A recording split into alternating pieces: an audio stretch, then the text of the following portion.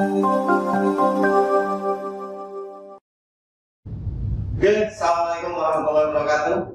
Salam sehat untuk semuanya. Hari ini kita akan ngobrol-ngobrol dengan Ibu Nur Hayati Siregar. Sebelumnya perkenalkan, nama saya sendiri Abdul Rahman. Saya salah satu dosen di program studi akuntansi dan kita sudah sama-sama bersama Ibu Nur Hayati Siregar selaku ketua program studi akuntansi. Nah, nanti kita akan ngobrol-ngobrol atau diskusi lebih lanjut entah itu tentang visi dan misi prodi akuntansi itu sendiri. Namun kita bisa lebih awal untuk mendengarkan ada beberapa presentasi dari Ibu Nur Hayati sendiri. Kita bisa sama-sama perhatikan. Untuk teman-teman mahasiswa, mungkin di sini saya mewakili teman-teman mahasiswa untuk banyaknya pertanyaan-pertanyaan pada saat nanti mau masuk ke prodi akuntansi, jadi nggak ragu-ragu lagi. Nah, terus terang saya sendiri dulu pada saat mau kuliah akuntansi itu banyak pertanyaan karena kaitannya dengan menghitung. Ya, Bu Nur. Nanti Bu Nur bisa sampaikan visi dan misi. Kita sama-sama mendengarkan dan menyimak. Pak Bu Nur, silakan. Terima kasih Mas Abdul atas kesempatannya. Assalamualaikum warahmatullahi wabarakatuh. Adik-adik semua, salam sejahtera untuk kita semua ya. Perkenalkan, nama saya Nur Hayati Siregar. Saya di sini selaku Kaprodi program studi akuntansi dan perpajakan Universitas Siber Asia. Halo adik-adik, salam kenal, selamat bergabung di prodi akuntansi dan perpajakan. Semoga adik-adik dalam mengikuti perkuliahan nanti tetap semangat dan kami mengawal adik-adik sampai lulus dan adik-adik siap terjun di dunia kerja. Oke adik-adik, saya akan mencoba ya menerangkan tentang apa sih prodi akuntansi dan perpajakan itu. Yuk kita simak ya. Mohon izin ya Mas Abdul berdiri. Oh silakan Ibu berdiri, biar lebih santai Ibu ya. Ini program pengenalan akademi mahasiswa baru atau disebut Pensaku tahun 2001 Universitas Siber Asia. Nih kita gambaran dulu tentang universitas kita nih Mas Abdul. Oke. Nah, Mas Abdul, sekarang kita mau tanya nih, apa sih akuntansi dan perpajakan itu? Akuntansi dan perpajakan itu adalah prinsip di mana teori-teori akuntansi itu dapat diterapkan baik di ilmu akuntansi, keuangan, dan perpajakan melalui apa? Yaitu melalui mengolah data kuantitatif menjadi laporan keuangan, gitu ya adik-adik ya. Nah, kita lanjut lagi nih Mas Abdul. Oke, di sini program studi akuntansi dan perpajakan itu kita mempunyai visi dan misi. Apa aja sih visi dan misinya? Adik-adik, visi misi kita adalah menjadi program studi unggulan dan terkemuka di tingkat nasional serta mampu mengaplikasikan bidang keahlian akuntansi dan perpajakan secara profesional, berintegritas tinggi serta memanfaatkan ITEX menuju persaingan global pada tahun 2024. Bagus ya adik-adik ya misinya ya. Bagus sekali ini. Visinya itu jangka panjang tentu terarah gitu. Oh iya, maksudku tadi visi loh, bukan visi. Jadi kita ada visinya nih Mas Abdul nih. Siap. Oh, visinya kita punya 5 adik-adik. Apa aja? Yuk kita lihat. Nomor 1 itu adalah membentuk sarjana ekonomi akuntansi dan perpajakan yang akuntabel. Artinya apa akuntabel adik-adik? Itu semua terukur, gitu ya. Semua dapat dipertanggungjawabkan. Nah, terus memiliki kompetensi dan integritas yang tinggi serta kejiwaan Pancasila yang berwawasan global. Jadi adik-adik akuntansi itu harus mempunyai wawasan yang luas, gitu loh. Ya, satu. Betul. Ya. Karena wawasan yang luas itu tentu jadi modal ketika nanti sudah selesai mengemban pendidikan. Betul. Ya.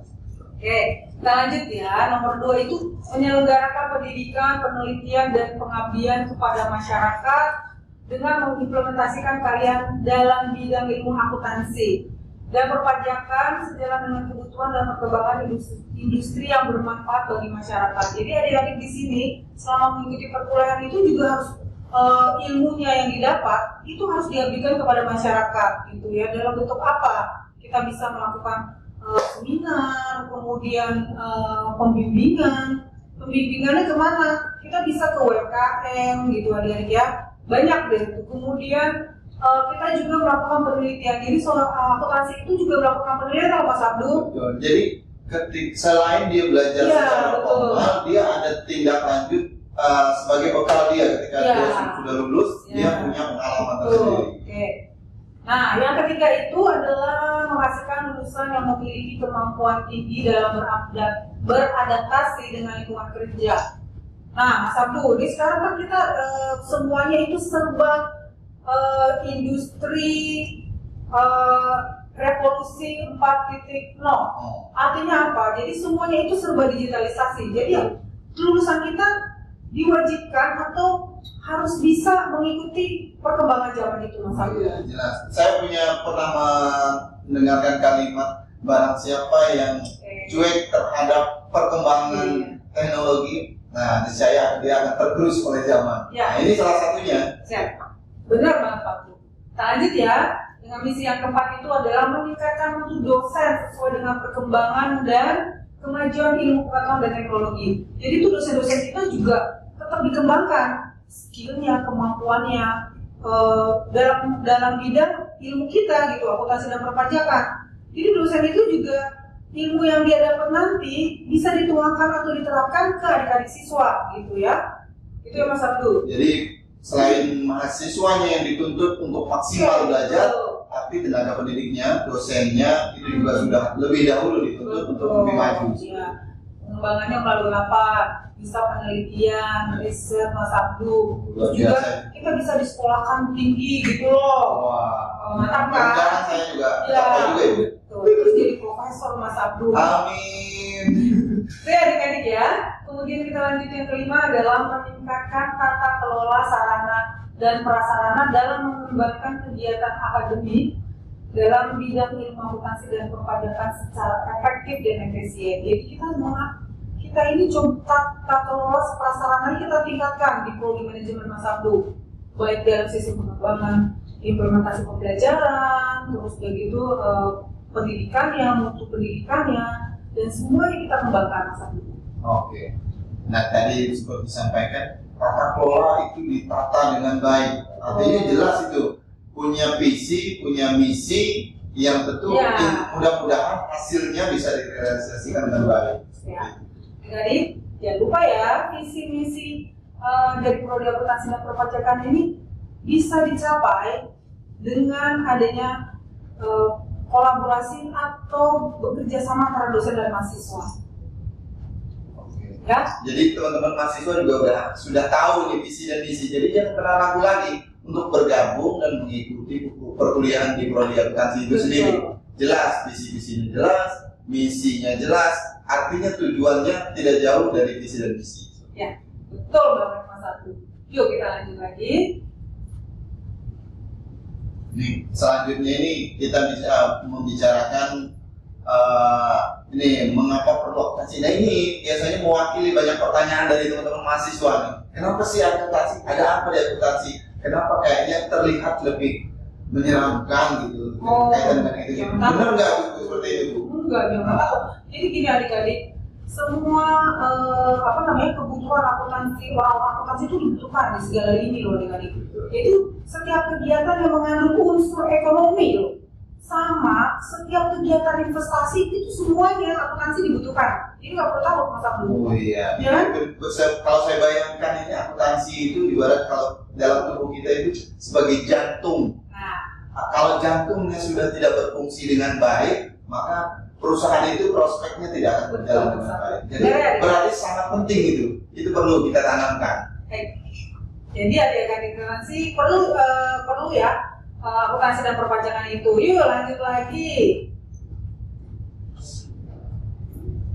Nah, sisi pembelajaran di prodi akuntansi dan perpajakan kita itu adalah satu berbentuk project assignment. Jadi apa? Jadi adik-adik itu mendapatkan boleh materinya dari kunjungan ke lapangan, kemudian bisa dengan studi kasus. Nah, kemudian apa aja kita sistemnya. Nah, itu ada 16 kali pertemuan ya adik-adik. Jadi terdiri dari itu pertemuan 1 sampai dengan 7 itu kita kuliah. Setelah itu kemudian kita UTS. Nah, dilanjutkan lagi dengan pertemuan 9 sampai 15. Nah, pertemuan ke-16 kita UAS. Itu. Nah, kalau di situ ada studi kasus itu. Maksud studi kasus di sini seperti apa Ibu? Nanti penafsiran itu beda kasus. Jangan-jangan kasus-kasus yang tidak sesuai dengan norma gitu. Studi kasus maksudnya gimana sih? Nah, misalnya gini, adik-adik misalnya ada suatu proyek gitu ya. Misalnya proyek tentang sustainability di perusahaan jasa. Nah, itu kita bisa kasusnya apa dia gitu kan? Kasusnya misalnya apakah dampak terjadi di dampaknya terjadi di lingkungan. Nah, itu bisa kita ukur. Nah, biasanya studi kasus itu berkelompok gitu kan. Nah, hal itulah yang dinamakan project assignment adik-adik. Nah, kemudian kita juga sistem pembelajaran itu dalam bentuk PPT. Kemudian ada video pembelajaran. Nah, ada juga diskusi. Nah, kenapa? Karena kan sistem pembelajaran kita itu PJJ ya, adik-adik ya. Pembelajaran jarak jauh. Jadi kita tidak hadir di kelas, tapi kita bisa dimanapun berada. Nah, ini yang paling menarik itu kita punya ciri khas tersendiri. Mungkin kita salah satu perguruan tinggi yang baru menyelenggarakan pembelajaran jarak jauh. Artinya mahasiswa itu sendiri Bu ya. Ada yang dari berbagai provinsi, dari Sabang sampai Merauke. Ini pembagiannya gimana ini Bu? Kira-kira mahasiswa dari luar tidak dekat dengan universitas, dia tapi harus membagi, dia bisa sambil kerja, bisa beraktivitas lainnya gitu. Itu gimana itu pembagiannya? Oh gini, jadi adik-adik itu kan kita dalam video pembelajaran kita itu dalam bentuk PPT, video pembelajaran dan diskusi. Jadi misalnya adik bekerja nggak perlu khawatir. Jadi adik-adik itu bisa mengunduh materi pembelajarannya itu kapan saja gitu ya. Jadi kita berikan waktu selama 1 minggu untuk adik-adik mengunduh. Nah, jangan lupa apabila adik-adik tidak mengerti gitu, adik-adik bisa melakukan video conference dengan dosen. Itu ya. Jadi video conference itu bisa membahas tugas, bisa membahas ujian, juga membahas pelajaran-pelajaran yang adik-adik belum pahami. Gitu ya adik-adik. Yuk, sambil kita lanjut lagi ya. Ini yang paling fleksibel Bu, bisa melalui PPT, video, bahkan bisa diskusi langsung dengan dosennya. Iya, benar banget nih. Nah, ini adalah roadmap dari perkuliahan akuntansi dan perpajakan. Wih, banyak ya adik-adik ya. Jadi tuh ilmu akuntansi tuh, lihat. Ilmu akuntansi itu ada di akuntansi sektor publik, sistem informasi akuntansi, matematika komputasi, auditing, perpajakan, riset, akuntansi manajerial, kemudian ada kemampuan manajerial akuntansi. Nah, itu semuanya tapi tidak dipelajarin ya. Jadi kita pelajarin yang yang relevan atau yang sesuai dengan akuntansi dan perpajakan gitu. Nah, lanjutnya Mas Abdu ya. Silakan Ibu. Nah, nih adik-adik, gimana sih setelah adik-adik kuliah lulus? Nah, ini profil lulusannya nih. Adik-adik bisa kerja sebagai auditor gitu kan. Jadi terus kemudian adik-adik bisa sebagai staf akuntan manajemen. Kemudian adik-adik bisa sebagai akuntan di perusahaan. Ini penting banget nih akuntan. Itu udah pasti ya namanya lulusan ya. Saya sebut jantung gitu ya. Kemudian adik-adik bisa sebagai staf konsultan pajak. Nih, pajak nih sekarang lagi dibutuhkan banget adik-adik. Karena gimana? Setiap usaha online itu sekarang sudah dipajakin loh. Jadi kita butuh banget itu pajak nanti ya. Gitu. Kemudian bisa sebagai akuntan pendidik. Nah, jadi bisa buka kayak semacam kursus-kursus itu buat yang mau akuntansi. Nah, itu bisa kan karena udah dapat ilmunya. Nah, sebagai internal auditor. Nah, jadi bisa di perusahaan itu sebagai internal auditor. Kemudian ya lain-lain. Nah, seperti wirausaha juga bisa, gitu loh, Mas Abdu. Kan ilmunya udah dapet nih. Betul. Kalau wirausaha bisa ngitung-ngitung, ya. Itu. Kalau punya usaha sendiri, tentu laporannya bisa kita konsep sendiri, sesuai dengan kebutuhan. Oke, kita lanjut lagi setelah profil lulusan. Nah, ini mata kuliahnya nih. Untuk penyetaraan sertifikasi kompetensi. Jadi adik-adik jangan khawatir ya. Setelah lulus, adik-adik itu perlu ada sertifikasi gitu. Sertifikasi itu apa sih gitu? Sertifikasi adalah dokumen pendukung gitu, Mas Abdul. Selama dia mengikuti perkuliahan. Jadi sertifikasinya ya tentu saja ya berhubungan dengan akuntansi dan perpajakan ya adik-adik. Nah, apa aja nih? Kalau perpajakan tentunya ada yang namanya brevet A, B, C gitu. Jadi kemudian untuk audit informasi teknologi kita bisa namanya mengikuti CISA gitu sertifikasinya. Nah, kemudian untuk bidang akuntansi apa saja? Tentunya kita bisa mengikuti ujian sertifikasi keahlian akuntansi dasar atau USKAD. Nah, kemudian bagaimana dengan akuntansi sektor publik? Nah, sertifikasinya itu adalah sertifikasi ahli akuntansi pemerintahan atau AAP. Nah, ada juga analisis sekuritas dan portofolio. Nah, wakil peraturan daerah. Nah, ini kita nih ada kuliah bahasa Inggris tentunya dia harus TOEFL ya, wajib itu sertifikasi TOEFL. Nah, untuk apa sih sertifikasi ini, Mas Abdul? Nah, ini pertanyaan itu juga baru sebenarnya nih sama Ibu. Maka kira-kira sertifikasi dokumen pendukung, kalau artinya kan ketika dia sudah lulus mendapatkan gelar akuntansi, nah sarjana akuntansi, tentu harus ada profesi. Ini kan kalau masalah ya Bu ya, ini untuk profesinya dia sebagai seorang akuntan itu sendiri. Bisa nih, kegunaannya satu, sebagai syarat lulus adik-adik. Jadi adik-adik itu sebelum skripsi itu harus ada satu sertifikasi yang menyertai. Ya, kemudian yang kedua, apabila adik-adik terjun ke dunia perusahaan atau dunia kerja, nah sertifikasi ini adalah pendukung yang sangat kuat sebagai kemampuan atau skill adik-adik. Jadi perusahaan kalau melihat dia sudah lulus dari program akuntansi dan perpajakan, ditambah punya sertifikasi brevet A, B, C dan internasional, wah langsung untuk perusahaan. Oh oke, berarti ini bisa ditempatkan di pajak. Yang tadi itu loh, yang digambarkan di profil lulusan. Gitu, ya. Ini menarik ini Bu, bicara sertifikasi ini. Jadi mudah-mudahan teman-teman mahasiswa nanti bisa melewati ini. Tentu ya kita bisa sama-sama belajar. Betul, itu ya adik-adik. Nah, jadi jangan khawatir ya teman-teman. Iya. Oke, lanjut lagi.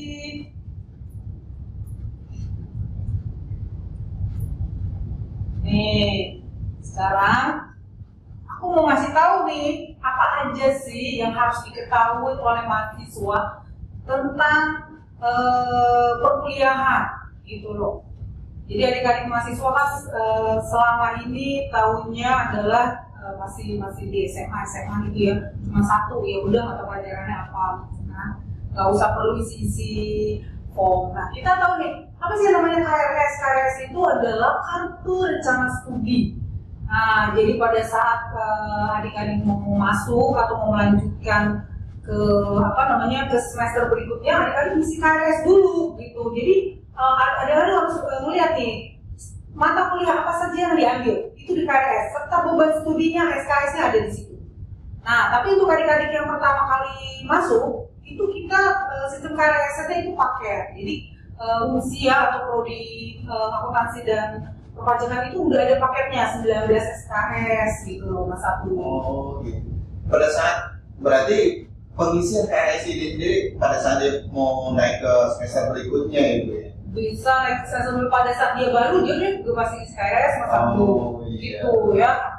Nah kemudian apa itu RPS? RPS itu adalah rencana pembelajaran studi gitu. Jadi RPS itu proses pembelajaran semester. Jadi di situ setiap materi dari perkuliahan pertama sampai perkuliahan ke-16 itu ada di situ. Jadi misalnya perpajakan nih Mas Abdul. Nah, jadi di situ misalnya tentang PPh 21. Jadi di RPS itu diterangkan apa aja sih yang adik-adik harus mampu setelah mengikuti perkuliahan PPh 21. Jadi tentunya di situ ada adik-adik harus mampu menghitung, melaporkan, gitu segala macam, gitu loh. Nah semua ini dijabarkan di RPS, gitu ya. Kemudian ada SKS. Apa itu sih SKS? SKS itu adalah satuan kredit semester. Jadi beban studi yang harus diambil oleh mahasiswa selama perkuliahan. Nah, kalau di kita itu biasanya sarjana itu lulus dengan 144 SKS. Ya, ini perlu diluruskan juga karena pada saat sekolah itu biasanya kita mengenal SKS itu sistem kebut semalam ya. Jangan. Kalau ujian ya kali ya. Sistem kebut semalam. Mudah-mudahan teman-teman mahasiswa udah menerapkan itu ya. Oke. Nah, adik-adik kita lanjut lagi nih. Apa sih yang dinamakan dengan pembimbing akademik? Jadi pada saat adik-adik kuliah nanti, adik-adik itu diberi pembimbing akademik. Jadi pembimbing akademik itu apa tugasnya atau tanggung jawabnya? Jadi menyetujui KRS adik-adik. Jadi apa bilang di KRS? Jadi apabila adik-adik misalnya IPK-nya 2,5 di masa lalu, dia mau ngambil beban studinya itu 24 SKS. Nah, ini si pembimbing akademik memberi arahan bahwa jangan dulu ya gitu. Jadi adik-adik kalau misalnya 2,5 ambilnya yang 19 SKS dulu. Tapi apabila dia di atas 3, dia boleh mengambil beban SKS sebanyak 24. Nah, gitu. Kemudian tugasnya lagi adalah membimbing dan mengarahkan siswa dalam hal apa gitu. Kemudian dia juga nih, kita gabung aja permasalahan siswa. Jadi gini adik-adik, pembimbing akademik itu juga mempunyai tanggung jawab apabila adik-adik ada permasalahan di permasalahan perkuliahan, itu wajib memberikan informasi ke pembimbing akademik. Misalnya adik-adik yang bekerja di masa itu, biasanya begitu tuh, terus nggak ikut ujian, nggak mengerjakan tugas gitu kan, karena kenapa? Dia sibuk gitu, tugas luar. Nah, pada saat dia udah akhir semester, kok dia banyak nilai-nilai yang masih kosong gitu. Nah, dia perlu ke pembimbing akademiknya menanyakan, Pak, ini gimana, Bu, ini gimana, gitu ya adik-adik. Nah, nanti sama pembimbing akademiknya diarahkan, apakah si siswa itu harus remedial, apakah siswa itu harus mengulang gitu loh. Artinya pada saat teman-teman mahasiswa kuliah itu sendiri, kita pasti langsung mendapat namanya pembimbing akademik gitu ya. Betul. Jadi pembimbing akademik itu kita bisa ibaratkan sebagai tempat konsultasi awal. Jadi jangan takut. Ya, memang kita belum pernah, mungkin ada yang belum pernah bertatap muka langsung dengan pembimbing akademik. Tapi secara respon, mudah-mudahan pembimbing akademik itu bisa cepat merespon. Jadi jangan takut teman-teman mahasiswa. Jadi permasalahannya bukan di akademik aja loh, Mas Abdu. Jadi kalau misalnya di permasalahan internal atau permasalahan pribadi ini bisa juga dikatakan. Iya, jadi misalnya dia galau ya, diputusin pacar, terus akhirnya berakibat ke kuliahnya, terus kuliahnya nggak ngikut segala macam. Nah itu kan juga kita harus mengarahkan. Nah si dosen pembimbing akademik itu harus menanyakan ke siswa, kenapa kamu kok nggak kuliah, kenapa kok kamu nggak unduh materi gitu dan segala macam gitu ya. Nah jadi gitu adik-adik, permasalahannya tidak hanya di seputar akademik, seputar pribadi juga yang nantinya akan mempengaruhi akademiknya, dia juga bisa dibimbing gitu. Mantap ya, mantap, luar biasa. Yuk kita lanjut lagi apa yang harus adik-adik ketahui. Nah, cuti akademik nih adik-adik.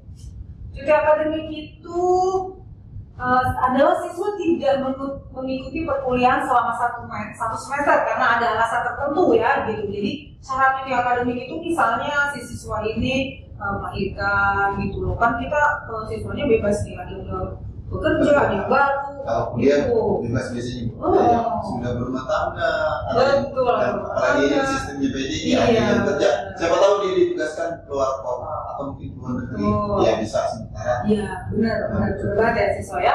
Jadi ini siswa bisa berhak mengajukan cuti, tapi tentunya ada syaratnya. Syaratnya apa? Dia harus mendapatkan izin dari dosen PA. Kemudian dari PA itu naik ke Kaprodi, kemudian dia juga harus membayar cutinya, jadi gitu ya.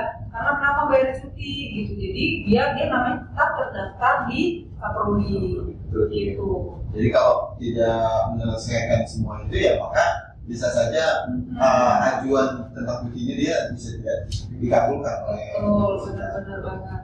Dan jangan lupa maksimal cutinya selama selama mengikuti masa perkuliahan itu hanya 2 kali kesempatan Mas Abdu. Gitu.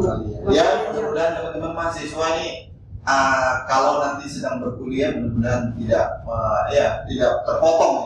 Kenapa? Pada saat masuk itu kan biasanya ada rombongan masuk kuliah. Ketika dia cuti, ya tentu pasti tertinggal dengan teman-teman rombongannya gitu. Mudah-mudahan semua lancar lah gitu, nggak cuti.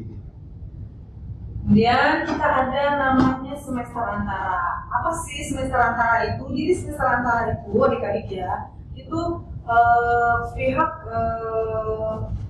kaprodi atau prodi gitu, dia memberikan jalur akselerasi. Apa sih jalur itu? Jadi biar mahasiswa untuk mempercepat masa studinya. Gitu. Jadi kalau misalnya siswanya mau cepat-cepat, kan biasanya 8 semester, dia mau lebih cepat.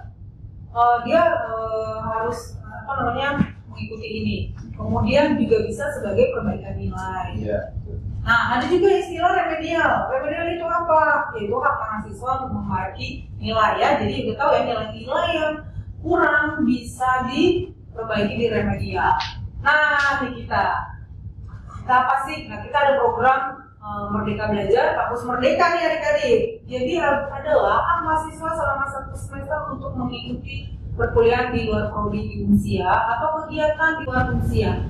Jadi apa? Bisa magang, bisa wirausaha atau mengajar, atau yang di dalam Unsia itu kita bisa ke prodi lain, kita bisa ke prodi manajemen, ke prodi informatika gitu-gitu. Nah, artinya kalau itu nggak harus tetap di prodi itu ketika dia ada mata kuliah yang sama ya Bu ya? Betul. Ya. Kemudian apa sih istilah PJJ? PJJ itu adalah pembelajaran jarak jauh. Jadi kita saya jelaskan ya, bahwa PJJ itu kan kita tidak perlu bertemu tatap muka di kelas, tapi di mana saja siswa bisa mengikuti perkuliahan. Kemudian ada yang namanya sistem paket. Tadi juga sudah saya jelaskan bahwa sistem paket itu mahasiswa baru bahwa tentunya kita belum bisa dia mengambil mata kuliah apa, tapi kita sudah siapkan sistem paket. Kayaknya sih segitu aja deh Mas Abdu ya. Nah, oke. Nanti kita bisa diskusi. Oke. Santai. Ya, adik-adik ya, secara garis besarnya. Oke, siap. Ini kalau bicara tentang penjelasan akuntansi sebenarnya sangat menarik. Saya sendiri kalau ngobrol masalah akuntansi itu tipikal orang akuntansi itu ketika ada masalah dengan yang dia cari gitu. Contoh saya sedang menghitung, ketika belum ditemukan hasil, kalau di akuntansi dikenal dengan istilah balance. Ketika belum ketemu balance itu rasa penasaran terus terpikir sampai ketemu baru gitu. Nah ini sama kepada saat hari ini. Jadi mungkin nanti teman-teman mahasiswa ada banyak pertanyaan titipan mahasiswa. Nah kita bisa duduk santai Bu ya. Oke. Gitu ya adik-adik. Nah dari tadi yang sudah disampaikan oleh Bu Nur selaku kepala prodi akuntansi. Nah kita sistem PJJ ini sendiri Bu, gimana mengaturnya antara mahasiswa yang sudah bekerja dengan waktu kuliah gitu? Sistem pembagiannya gimana itu kira-kira Bu? Oh iya, jadi gini ya adik-adik ya, perlu dipahami sistem PJJ itu adalah pembelajaran jarak jauh. Jadi dalam artinya itu kita pembelajarannya tidak usah datang ke kelas. Kalau zaman dulu kan kita datang ke kelas, tapi sekarang itu kita tidak perlu lagi nih kalau di Unsia gitu kan. Nah, gimana caranya? Jadi adik-adik bisa tetap kuliah, bisa tetap bekerja, bisa tetap melakukan tugas rumah tangga gitu kan. Nah, kita tetap mengunduh PPT. Jadi kita punya learning material gitu dia, bentuknya tuh PPT. Kemudian video pembelajaran. Kemudian ada forum. Jadi adik-adik itu bisa mengunduh video pembelajaran misalnya perpajakan, akuntansi. Terus kalau seperti itu, kalau di kelas itu kan bisa kita bayangkan pada saat kita hadir bertemu dengan dosen itu biasanya ada catatan absensi nih Bu. Nah kalau PJJ sendiri itu dengan sistem gitu, untuk absensinya seperti apa ya Bu? Maka jangan-jangan kita mahasiswa udah kita kerjain tugas, kita udah tapi dianggap nggak hadir gitu. Gimana itu Bu? Iya. Jadi kita cara absensinya tuh ya yang perlu adik-adik ketahuin bahwa absensi di prodi manajemen di prodi akuntansi dan perpajakan itu Jadi ada tinggal mengunduh atau mendownload, ya itu tadi. Yang terutama adalah video pembelajaran setiap minggunya. Kemudian adik-adik mendownload PPT yang sudah sudah berada di web kuliah, gitu. Jadi hanya itu ya. Jadi selama adik-adik sudah mendownload itu dan adik-adik dianggap bahwa sudah mengikut sudah hadir gitu loh. Jadi ya sudah ada absensinya gitu. Jadi adik-adik harus mendownload video pembelajaran. Terus kemudian media nih, ya kan pelatihan PJJ online. Medianya itu yang digunakan apa Bu? Untuk untuk bahan kuliah dan materialnya itu sendiri Bu? Itu tadi yang sudah saya sebutkan. Jadi medianya itu bisa berupa PPT, kan? Adik-adik bisa belajar dari situ. Kemudian ada video pembelajaran. Kemudian apabila tidak mengerti bisa diskusi, tanya jawab dengan dosen. Dan apabila masih harus tatap mukanya by web atau conference. Tapi gitu, sesama perkuliahan itu mungkin kan enggak Bu? Kita bisa tatap muka langsung gitu dengan dosen gitu. Karena ya siapa tahu kan teman-teman mahasiswa yang domisilinya tidak terlalu jauh gitu. Oh iya. Memungkinkan kan? Memungkinkan, bisa, boleh datang ya, misalnya untuk mengetahui ini loh perguruan tinggi Unsia, terus ini loh prodinya, ini silakan ya. Mungkin yang tidak terlalu jauh ya dari sini. Kalau yang jauh-jauh kan misalnya ada di Papua dan segala macam gitu, itu sangat susah juga, kecuali kalau memang ada dia datang dengan segala hati loh, masa? Iya, artinya kan ya siapa tahu yang dari Papua atau dari Sulawesi lagi sedang bertugas atau dinas ke area Unsia gitu, sehingga dia bisa menyempatkan diri untuk bisa banget ya.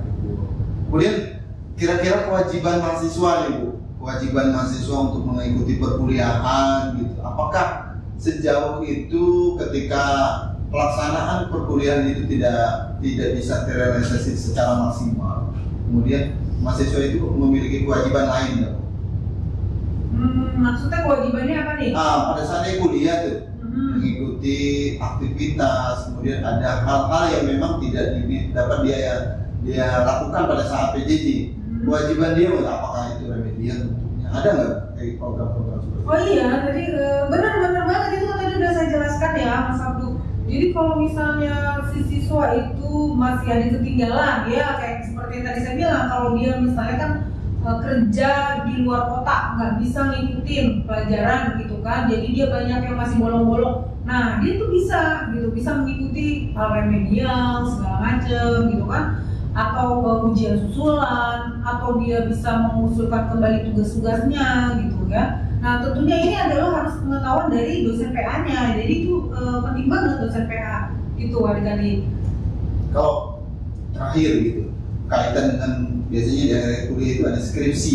Nah kalau skripsi itu sendiri gimana Ibu prosesnya? Kalau pengertian bimbingan biasanya harus menghadap dosennya gitu. Pembimbingan skripsi itu gimana? Nah ini adik-adik ya, tidak perlu khawatir. Jadi kita bimbingan skripsi tetap seperti layaknya perguruan tinggi lain ya. Kan kita PJJ gitu loh. Jadi walaupun kita siswanya ada loh di Korea loh, Mas Abu. Jadi nggak perlu khawatir dengan skripsi harus datang. Bisa itu orang Korea berarti? Sarangeo. Jadi kita nggak perlu datang. Jadi kita tetap nih adik-adik ya, tetap adanya conference, tetap bisa kan ada Zoom segala macam gitu kan. Terus kemudian kita bisa mengirimkan lewat materinya lewat WA atau email, kemudian baru didiskusikan by Zoom. Jadi kita semua sudah serba digital, Mas Albu. Jadi nggak susah-susah datang. Dia pemikirannya nggak perlu khawatir nanti bimbingannya gimana. Sekarang itu zaman teknologi yang luar biasa. Betul. Sehingga kita harus ikutin perkembangan. Ya, jadi hilangkan rasa khawatir itu. Kan sesuai dengan tujuan visi misinya. Jadi mahasiswanya juga harus mampu mengikuti perkembangan iptek. Cocok banget Bu ya kan? Cocok dengan tujuan Kementerian Pendidikan. Jelas. Terus ini Bu, Nah ini pertanyaan sebenarnya dasar, tapi jadi bisa merubah mindset teman-teman mahasiswa yang mungkin belum bergabung di Unsia, tapi mudah-mudahan segera bergabung. Ini pertanyaannya, kalau belajar akuntansi itu gimana? Susah apa nggak sih? Karena kaitannya kayaknya ngitung susah, ngitung duit orang tapi nggak ada. Tapi gimana itu kira-kira Bu? Sebenarnya ada sih yang beranggapan pelajaran akuntansi itu susah gitu ya, karena berhubungan dengan angka dan segala macamnya gitu ya, debit kredit. Tapi adik-adik jangan salah, di luar dari kesusahan kita itu gitu ya, kita harus melihat gitu loh bahwa akuntansi itu diperlukan di segala lini. Akuntansi dan perpajakan itu di semua sektor perusahaan itu, sektor industri itu dibutuhkan gitu loh adik-adik. Jadi adik-adik jangan bikin dia namanya kan bersusah-susah dahulu gitu kan, berakit-akit ke hulu, bersusah-susah dulu, berenang-renang ke tepi ya, bersenang-senang kemudian. Nah gitu adik-adik. Jadi jangan salah juga, dengan belajar di akuntansi dan perpajakan adik-adik itu dibentuk karakter yang teliti gitu loh, karakter yang terlihat teliti itu. Jadi kan kita nggak boleh salah tuh gitu, uang orang itu uang. Memang kalau kita masih membayangkan terlihat sulit ya teman-teman. Saya juga ngerasa pada saat kita itu kalau selama kita belajar motor atau mobil gitu, kata sepertinya kayak susah, tapi ketika sudah bisa itu kadang kita mau ngerem di motor saja, kita mau ngerem motor metik itu, kita ngerem itu udah nggak perlu perintah ke otak lagi, tapi secara otomatis sama dengan akuntansi. Belajar yang mungkin awal-awal agak susah gitu. Tapi jelas dengan terus belajar mudah-mudahan mudah ke depannya seperti itu. Nah lagi Bu, lulusan akuntansi ini apakah prospeknya bagus nggak nanti ke depan? Wow, lulusan akuntansi. Ya sudah jelas ya, Mas Abdul. Iya, nih ada data nih gitu ya. Nih kalau lulusan nih kayak gitu, jumlah akuntan dibandingkan dengan jumlah penduduk tuh Indonesia nomor berapa tuh? Kita Indonesia nomor 7 loh. Terus kesimpulannya apa? Artinya jumlah akuntan di Indonesia terlalu sedikit dibandingkan dengan jumlah penduduknya adik-adik gitu. Dan menurut data juga bahwa memang diperlukan akuntan-akuntan dan orang-orang di perpajakan di industri ini. Di Indonesia itu memang sangat-sangat kurang gitu. Jadi menurut IAI itu bahwa Indonesia itu masih kurang sekali untuk tenaga akuntan dan perpajakan. Itu jadi teman-teman mahasiswa artinya sudah ada data yang jelas bahwa akuntan itu masih sangat sedikit di Indonesia. Jadi peluangnya masih sangat besar. Nah teman-teman mahasiswa yang masih kuliah tenang, peluangnya masih banyak. Jadi kalau kita lihat dari data itu seperti itu Ibu ya. Mungkin pesan terakhir ini barangkali Bu, pesan terakhir buat memotivasi teman-teman mahasiswa biar jangan ragu, jangan khawatir, terus nggak berubah lagi. Jadi kalau berubah mau jurusan akuntansi gitu, silakan Bu. Adik-adik mahasiswa jangan khawatir untuk mengikuti perkuliahan di bidang akuntansi dan perpajakan. Karena di bidang ini adik-adik mahasiswa itu dapat diterima di segala lini bidang usaha. Jadi yuk kita harus tetap semangat dalam mengikuti perkuliahan. Kemudian kalau ada permasalahan dan segala macamnya, adik-adik bisa melakukan konseling dengan dosen pembimbing atau dosen akademiknya, sehingga adik-adik dapat mengikuti perkuliahan secara maksimal. Dan kita berharap dengan ilmu yang adik-adik dapat di prodi akuntansi dan perpajakan bisa memumpuni dan apabila adik-adik terjun ke dunia kerja. Gitu Mas. Artinya pada saat teman-teman mau melanjutkan kuliah akuntansi, jangan berpikir enggak enaknya, tapi pikirkan positif. Karena pemikiran kita, semakin positif pikiran kita akan menggerakkan tubuh kita ke arah yang positif. Siap, benar Pak.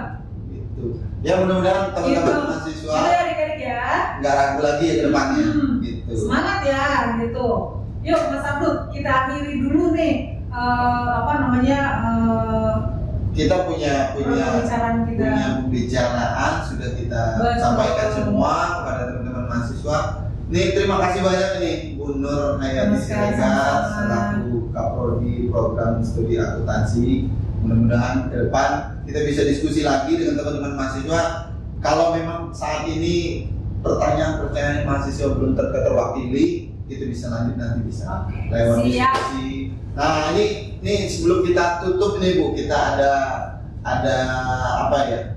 Kalimat penyemangat buat iya. Kalau kita sendiri dosennya semangat, mudah-mudahan teman mahasiswa lebih semangat lagi seperti itu. Oke, berdiri dong ya Mas Abdu ya. Yuk. Oke, saya dari sini saya selaku moderator mengucapkan terima kasih buat teman-teman mahasiswa. Sebelum kita akhiri, saya mohon maaf apabila nanti ada banyak kekurangan. Semoga ke depan kita bisa lebih banyak diskusi dan berinteraksi. Kita tutup dengan salam akuntansi nih Bu ya. Oke, siap. 1, 2, 3 Mas Abdu. Salam akuntansi. Kita bisa, kita mantap, tetap semangat. Terima kasih. Assalamualaikum warahmatullahi wabarakatuh. Assalamualaikum semuanya. Oke.